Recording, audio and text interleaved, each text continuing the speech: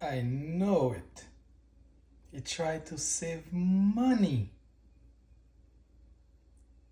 because of the inflation, man. Look at that. He used leftover strawberries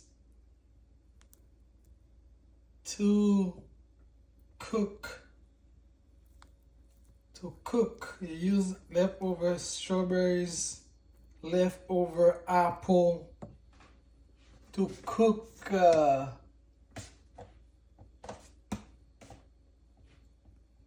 quinoa.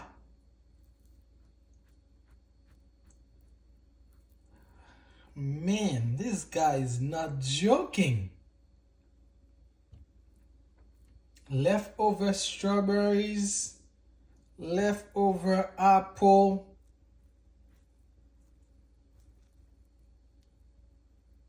Oh my God.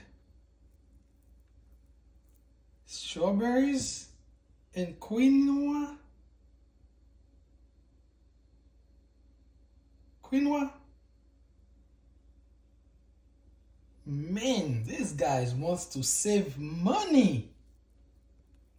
Economy is bad. He has to cut corners to save money. Leftover? I cannot wait to taste it. Oh gosh, he's coming.